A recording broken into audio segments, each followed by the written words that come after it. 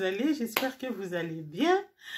Moi aussi, je vais très bien par la grâce de Dieu. Merci à tous nos abonnés. Que Dieu vous bénisse. Alors, yope oyo, omoni chaîne aussi, comme vous dans Victoria, na sala la émission, ya kolamba, ya bamatea, ya makambo belé, tout ça là, awa, s'abonner na Victoria Cuisine TV, au cliquer on a ainsi va commis souscrire, mais na pona bato espagnol, pona bato français abonné, au cliquer on a pona bato anglais, nin, subscribe ici. Au cliquer wana au s'abonner. Voilà, que Dieu vous bénisse. Merci dans vos commentaires. Merci, que Dieu vous bénisse. Alors sans plus tarder, le lien tout partager sur les pardons. Yangwana, vraiment l'invite tout partager en haut, tout prier pour tout partager si je n'ai pas allé là. Donc Père, merci pour ces moments si merveilleux, si glorieux. Seigneur Jésus, je laisse ce moment entre tes mains. Ô cher Saint-Esprit, parle-nous. C'est toi qui sais bien parler. Parle-nous, nous voulons t'écouter. Je ramène tout pensée captif à l'obéissance de Jésus-Christ et je renverse tous les auteurs, tous les fausses raisonnements qui s'élèvent contre la connaissance de Dieu. Au nom puissant de Jésus-Christ, prends contrôle, Esprit de Dieu, du début jusqu'à la fin. Au nom de Jésus-Christ de Nazareth. Amen. Voilà, Amen. Toujours partagé sur les pardons. Alors, qu'est-ce que le pardon? Ah, bah ici, les pardons, c'est l'action de pardonner à un offenseur. Pardon est un pardon est une action ya ko pardonner à un offenseur. Un offenseur est un offenseur est un mutu asali o mabe. Pardon na lingala le eza bolimbisi kolimbisa. Voilà, olimbisi mutu asali o mabe. Donc na lingala eza pardon ezali eza lolenge ya kolimbisa mutu asali o mabe. Voilà. En français, pardon, c'est l'action de pardonner à un offenseur. Donc, toi, salut ma bé, à trister yo, à détruire yo, à salut ma bé, ma casse à yo, tant au limbissier, action, ana, eza, pardon. Tant au limbissier, c'est ça les pardons. Alors, c'est très important. Pour na, ko limbisa bandeko yo, ba sala biso, mamabi. Alors, selon la Bible, où est-ce qu'il y a définition, il y a un dictionnaire normal, hein? Selon la Bible, selon la Bible, pardonner, c'est donc oublier complètement et ne plus en tenir rigueur à la personne. Kolimbisa, ezali ko bossa na vraiment complètement, ma be o basali yo, pe ko tenir rigueur te, ko tenir rigueur te, na mutu oyo, asali yo ma be, hein? Donc, ko tenir rigueur te.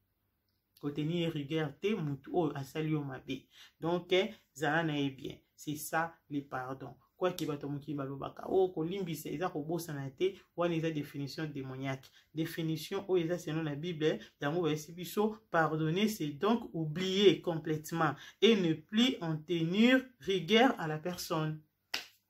Donc c'est ça, quand tu pardonnes tu dois oublier complètement, hein, ko tenir rigueur te na mutu oyo asali yo mabe. Oko même sous on a limbisio kaka mena bosa nité na limbisio to oseli ka moko rappeler yo banka bosala non wana te aba esibiso ke ko tango pardon et la kisi ke o bosani complètement mabe o basala kiyo o bosani yango pe kozana kanda te to kozana makasi eto na kanda na muninga na te to ma okomi comportement makasi so monye malgré tout olimbisi mais so monye okangelo so monye non bon te babi tango olimbisi bosana zala bien pe na mutu wana. Donc c'est ça selon la Bible. Alors sans plus tarder tozotanga sikoyo totanga na nino to si ça va point na biso o tozanango abalobi quel est le rôle du pardon? Ah oui, le pardon est très important dans le christianisme et toujours mis au service du bien spirituel de la personne. Babi pardon rôle nango. Rôle pardon est très important dans le christianisme et toujours mis au service du bien spirituel de la personne. Babi pardon est très important dans le christianisme. Christianisme est lisanga ya ba chrétien ba Christo o bayambi Jésus-Christ comme Seigneur et Sauveur, lisanga wana to communauté wana et to groupe abatu wana donc iloko ezali to iloko ezo 5 sabino donc boza ba chrétien donc lisanga wana donc christianisme ezali ou soit tokoloba, ou soit religion, ou soit bon voilà. Donc tout comprendre kaka. Voilà. Donc dans le christianisme, pardon, est très important. Un accord du Christ, pardon, est très important. Et ça pour un bien spirituel, il y a batou. Oyo basangani wana bato baza ba chrétien. Pardon, est très important pour na bango, pe pour un bien spirituel na bango. Voilà. Donc, tant que vous êtes chrétien, vous êtes obligé à vous pardonner pour na bolamu na yo moko spirituellement. Vous êtes bien, vous êtes fort, vous êtes toujours bien spirituellement. Donc, pardon, c'est très important pour nous. Alors, awa, ben, si biso, pourquoi on demande pardon? Pour nous aussi un pardon. Mutu wasali o mabe ayo singo pardon, to pe osali muninga mabo singi pardon. Pourquoi to singa pardon? Ah ben, si biso, on demande pardon implique de reconnaître ses torts et d'accorder plus d'attention à l'autre qu'à soi-même. Nabandeli. Pourquoi on demande les pardons? Babi, on demande les pardons, demander pardon implique de reconnaître ses torts et d'accorder plus d'attention à l'autre qu'à soi-même. To senga pardon, tant on sengi pardon, isa o reconnaître ma bena yo. Tant on reconnaître ma bena, on doit senga pardon. Ce qu'on reconnaître ma bena, on to senga pardon te. Donc, to senga pardon pour reconnaître ma bena yo, pe o miti ki non ozino par na yo te mais oke zo par muninga, ozu par muninga oteli ke ngai siko na sel muninga o mabe esali pasi natali songa ezaki ngandi baselenge no sala nga pasi donc na zu esika na na ke singa pardon. Donc tant on reconnaître mabe na yo ozu place a muninga na moment ndo ko singa pardon. Ya wana nde to singa pardon. Soko reconnaître mabe no te o singa pardon te. Suba isi biso susu les sous-souka, pourquoi to singa pardon abalobi to singa pardon pour c'est vouloir préserver la relation. C'est vouloir préserver la relation. On demande pardon abalobi c'est pourquoi on demande pardon. On demande pardon, c'est vouloir préserver la relation. Bon, c'est vouloir préserver la relation. Donc to singa pardon pour nous préserver la relation na biso. Pour nous garder la relation na biso tozanango na baninga au moni ki na yo pe sa relation na ngana bandeko non na singa pardon pour nous garder la relation na ngai pour nous protéger ango. Voilà. Donc yango wana to singa pardon pour tozana bien à beau terme na baninga to batela pe ba relation na biso. O singa pardon na kaka tant on reconnaître nde yango wana to singa pardon et puis pour nous batela ba relation na biso. Donc c'est ça. C'est ça, il y a un singa pardon, et puis tant au singi pardon, bosa, tant au limbisi, yo muto ba singi pardon, tant au limbisi, bosana, bosana, oublie complètement. Ko tenir pe muto ana rigueur te muto e bosengo pardon, ko tenir rigueur te ezalaki olimbisi okomi ya moko bosuki makambo ane ye o batuso ngo biyaka so biyaki elio o penser na makambo basala ba moko siliki ozu ba décision na motema olingi ko komone so pembete non wana eza pardon te wana olimbisi ete osala sembla pardon en solo na Bible na bi tango sen olimbisi obosani complètement. Yo pe muto ke singa pardon, tango singi pardon, zo esika ya muninga, tala mabe ona sali so basala ngana ngana zandeni. Naki na singa pardon, alimbisa ngai. Et puis pour na ko garder ba relation na baninga. Donc yango wana to singa pardon. Donc c'est ça. Alors, sikoyo, on a parole de Dieu, tozo tanga parole. Bible esi biso nini. Babi na biso avant to tanga na ngene epengle lika moko. Lelo otozo mona na vie na biso ya lelo ezala ba chrétien ezala ba païen ezo yeba na susu te omona mutu mususu aza akangila muninga kanda ata basengi pardon mina ko limbisa te aboyi ba bondeli même ba souvent même assemblée ka bakini ti pa pasteur aboyi même na miso pasteur na ko limbisa ndeko te donc na ko pardonner te okanga kanda no fanda nango ozaka soko kanisi likamba sala yo oyoki moteme mati oyoki motema emati olobi en tout cas moto nakolimbisa ye te okoma komedite yango baofansa yo offenseur wana aofansa yo azokisa o motema soka kokanisi kaka likambo yango bandi komedite yango siliki ozwi décision bamoko bina kopardonaka ye te na vie na nga eza malamu te abayesi biso pardonner un pardon c'est l'action de pardonner à un offenseur donc tango yo limbisi ndeko wana et puis na siba so tango limbisi kotenir ye rigueur te kozala te kaka obanda kokanisa kaka na limbisa ye me so na kanisi apesa nga kanda wana eza pardon te il faut tozala na motema ya kolimbisa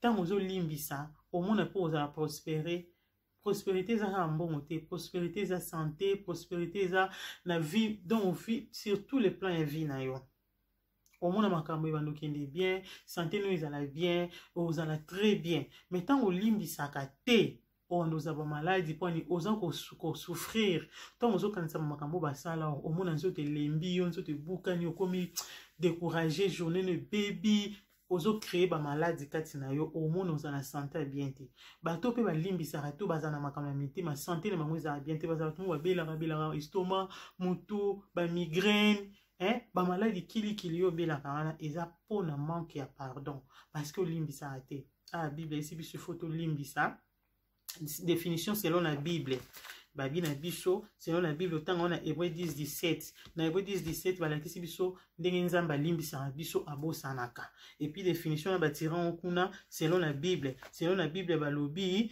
pardon c'est donc oublier complètement et ne plus en tenir rigueur donc selon la Bible c'est ça tango limbisi bosana donc c'est très important surtout biso bana nzambe kolimbisa. C'est très important parce que nzamba limbisa biso abosanaka biso pe tozana il faut to limbisa kamaninga pe to bosana ngalo ba pardon pour na chrétien nyonso mona nzambe nyonso ayamba Seigneur Jésus comme Seigneur et sauveur à vie na ye pardon est obligatoire il faut limbisa parce que ce que zo limbisa ba tuté nzambe pa olimbiso te totangi on a Marc chapitre 11 verset nango 25 à 26 totangi rapide balobi et lorsque vous êtes debout faisant votre prière si vous avez quelque chose contre quelqu'un pardonnez afin que votre Père qui est dans les cieux vous pardonne aussi vos offenses babi tango ozo prier oteni mpo na sala prière na yo ozo prier sur oza na likambo na motema na yo oza na likambo na ndeko moko limbisa mpo papa na mpe oyo aza na likolo alimbisa yo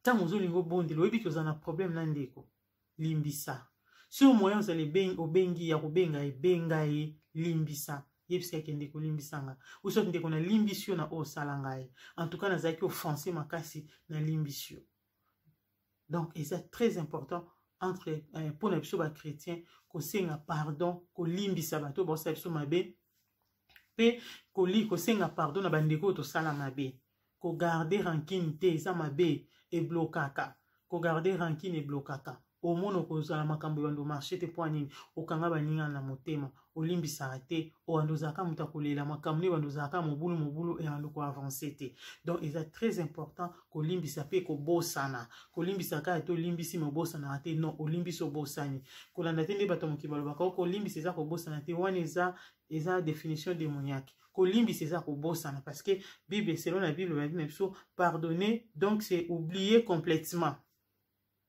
obosani parce que nzambe tango limbisa biso so tangi na Hébreu 10:17 tango nzambe limbisa biso abosanaka complètement mabe nyonso oyo biso tosala ye to pe tosala kaye donc c'est très important yo mwana nzambe kolimbisa tango ozolimbisa eza ozo ko accomplir moko ya mobeko ya nzambe voilà asiko soki olimbisaka te eloko nini oyela yo totanga toujours na Marc wana kaka 11 na 26 babi na biso mais si vous ne pardonnez pas virgule votre Père qui est dans les cieux ne vous pardonnera pas non plus vos offenses soki olimbisaka te papa na yo oyo aza na likolo akolimbisaka pe te masumu na yo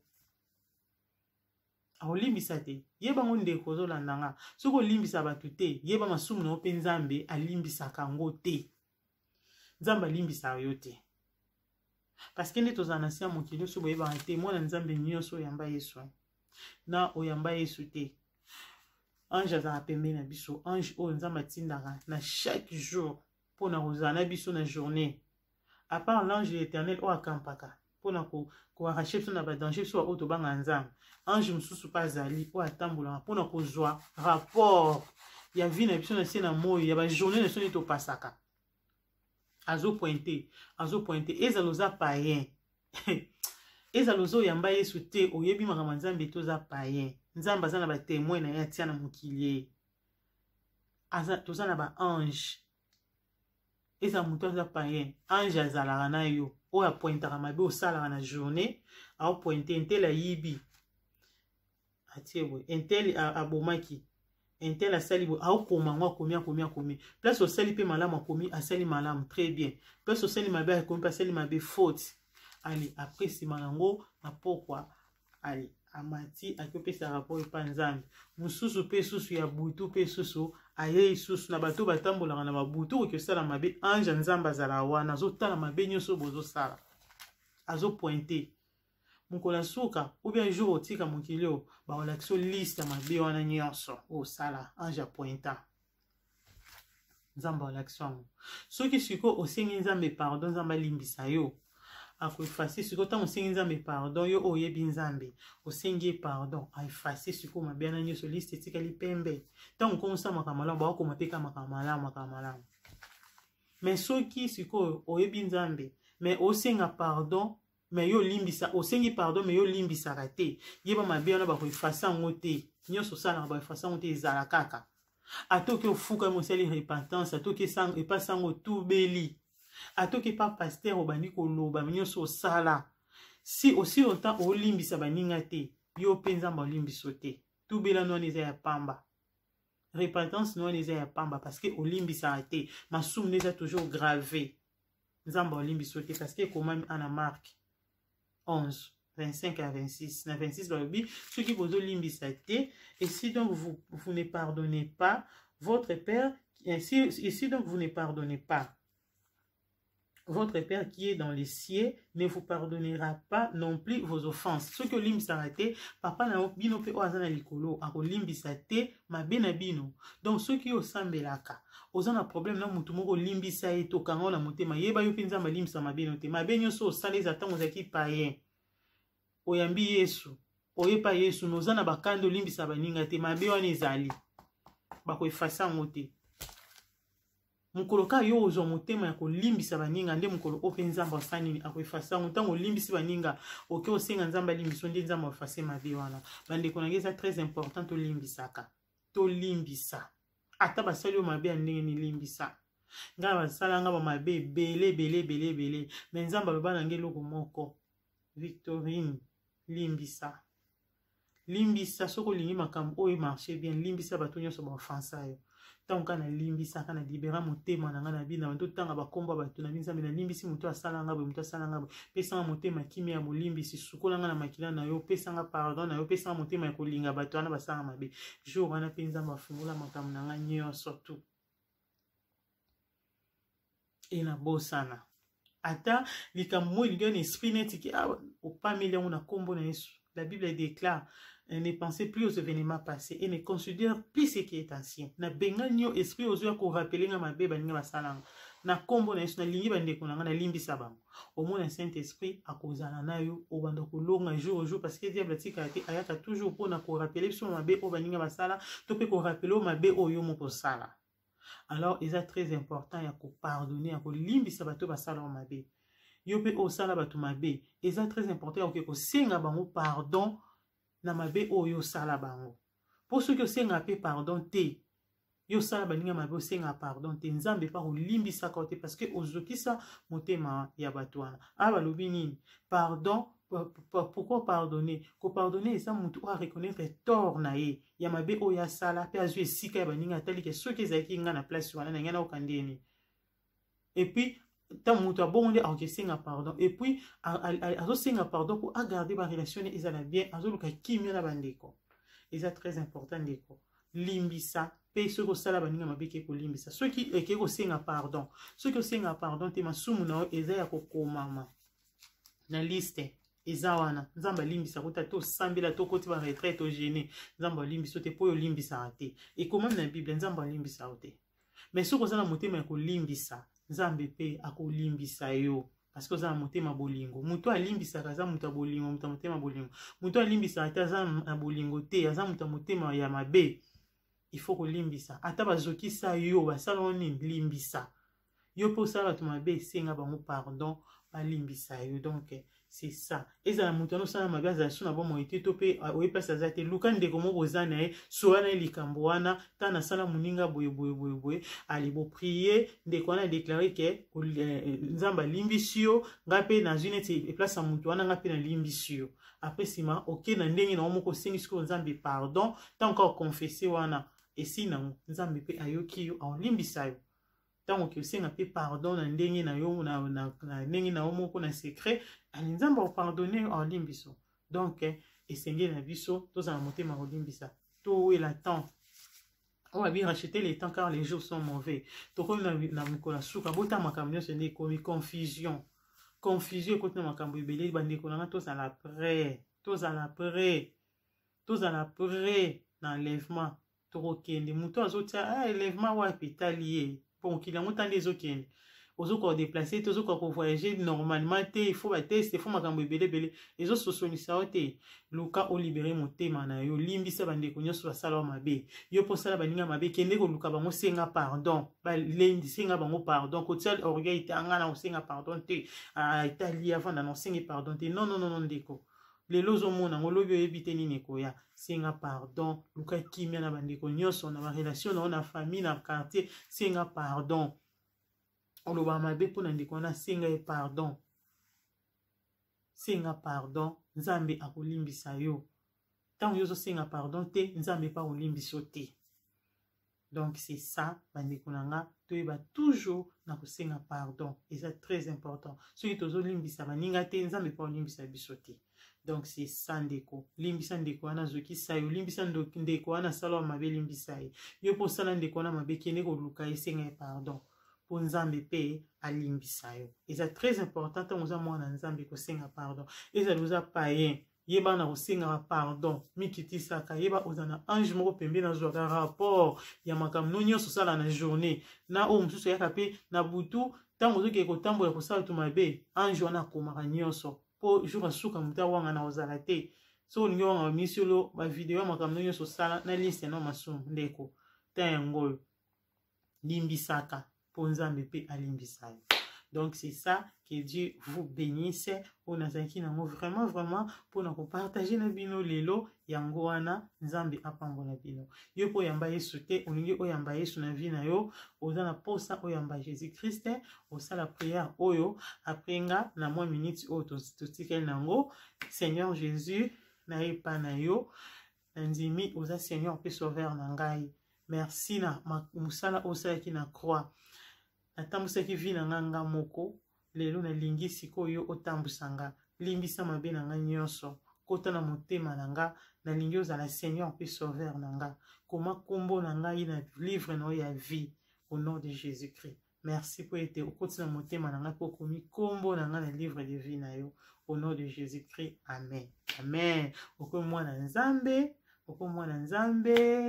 donc c'est ça banda sikoyo kotambola bien banda sikoyo kosala makambo bana nzambe banda sikoyo koluka uswati soki église ezali place bozalaka osintégrer eyebisa molimo santo alaction église nini oyo kokende oyo ye azali kuna azosala église ozotambola na vérité ya Saint-Esprit uswati soki omoni église te uswati na bainternet eza na baéglise oyo eza en ligne oluki oyesi Saint-Esprit orienté epa mosala nzambe oyo azobanga nzambe akoriente yo okotisa contact na ye po alandela vie spirituelle na parce que soki otambola yo moko okoka te okokweya pe soki oza na baproblème na bato senga bango pardon bato pe basala mabe limbisa bango po nzambe pe alimbisa mabe na yo donc c'est ça nalingi bino mingi nzambe abatela bino s'abonner massivement à Victoria Cuisine TV ko s'abonner eza nango gratuit eza ofuta mbongo te na si wana pona bata français ba komi abonner na rouge na se vidéo